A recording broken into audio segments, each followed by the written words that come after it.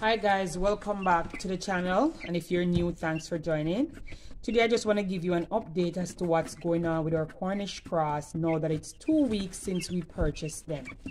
I picked them up on April 13 and today's April 30th, so just a little over 2 weeks since we picked up our first batch of Cornish cross. And Cornish cross is just a white feathered chicken that we grow for meat. You can buy the brown one. They have the brown one, they go by different names. But the white feather ones that we have here are the Cornish cross. And on April 13, I picked up 50 Cornish cross. Now we're down to 46. We did get an extra 2, so we had, what, 8 losses so far. And everything is looking great now. I just cleaned their area. They're still in the brooder, and my plans for the Cornish cross that we're raising, I want to take them out and pasture for most of the days and then put them away back in their sleeping area at night. So because it's April, the end of April going to the first week of May, tomorrow will be May 1st, and the weather is still not as warm as I would expect it, especially for this year. So I am hoping that next week when they reach 3 weeks, I will be able to take them out and pasture and then put them away back in their coop in the nighttime. So that's the plan for our Cornish cross. So for the first week, they finished just a little over 50 pounds of feed because it's a 25 kg bag, so 50 pounds of feed for the first 2 weeks. They're eating a lot, drinking a lot of water, and that's what we're expecting. They're really putting on the pounds. I just want to show you what they look like. Most of the ones that we did last were the smaller ones. Maybe 1 or 2 of the bigger ones we end up losing, but most are the smaller. So what we have now are really Cornish cross which are basically the same size, and this is what they look like. So you can see my hand right there. And this is what they look like now at just a little over 2 weeks. Moisture is the enemy for our Cornish cross. Because if it's wet and then the temperature gets down too cold, then that can make them really uncomfortable. And if they're too cold, they're going to be bundling. And then you find that they're going to get crushed. Someone is going to get crushed, and that's a problem I'm having. So I'm making sure that they're dry. Right now they're bundling together because it's fresh wood shaving, and they just like to lay around in it. Once it's fresh, they lay around and they scratch in it and just look for stuff.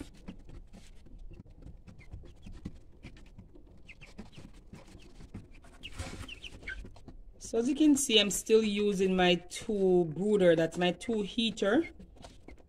Because they're getting so big, they all can't fit there, but I do have a little space in the corner, and that kind of way they just take this wall as their sleeping wall, and they will just bundle together. Some will sleep on top of the brooder, and some will go all the way on top of the feeder, and that's why I have to make sure the feeders are covered.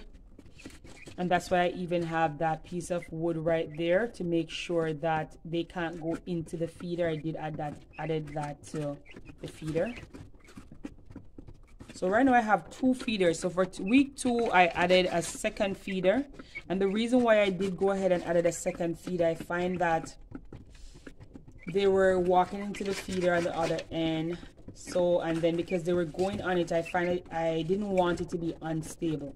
So I push one into the wall, and that way they have access to 2 feeders. And the 2 feeders there, I have to fill them in the morning. I fill them before I go to work, and then in the evening time I do. Sometimes I still have feed. Most times, like I always have feed in at least 1, maybe like 25% of feed in 1, and then the other I might just have maybe around 10 or 20% of feed in the other one.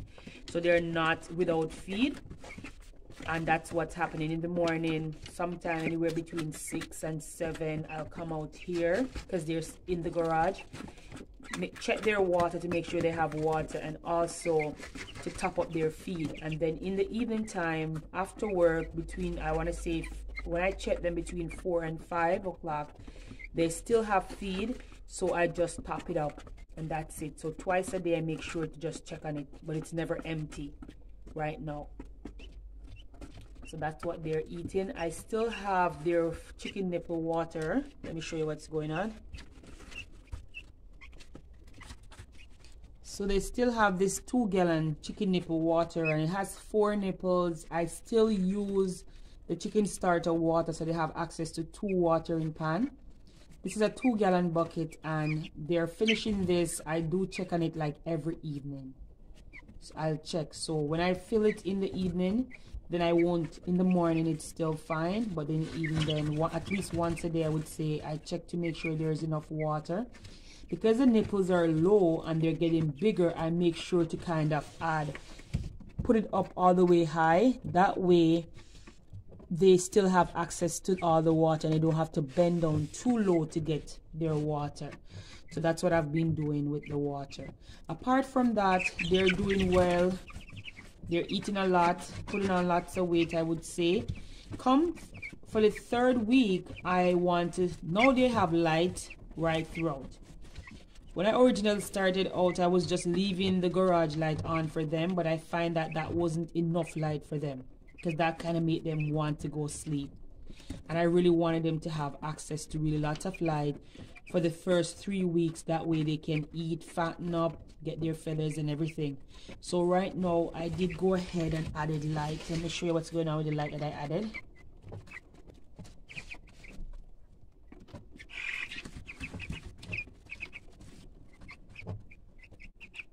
So this is just my light, my grow light that I have.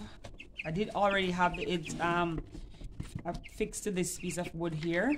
So I just screw it here in the brooder. It doesn't use a lot of energy, so that's why I decided to use it. So this is the roof of the brooder right here, and I did go ahead. It used to be just mesh, but inside the mesh here I did added plywood, and then inside the plywood that's the insulation.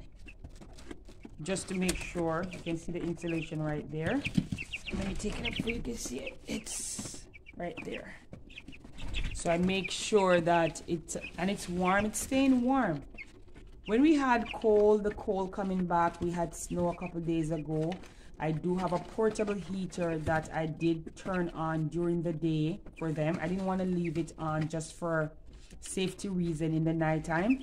So during the day I allow the air to flow, so I didn't cover the brooder all the way, just to make sure they have the air moving. But because it was losing the warmth, I added the portable heater just for them to have that additional warmth. Just wanted to show you what the portable heater looks like. So I have 2 buttons here. If I turn one for each of the warming light there, that's kind of what it looks like. It will give them light and also give them warmth. So if I have this on during the day because it's cold, then I don't need the light right there. So I kind of decided, and sometimes if it's not too cold, especially in the morning, the garage might be cold and I want them to move around. And that's it. That's it. That's what's really going on with them.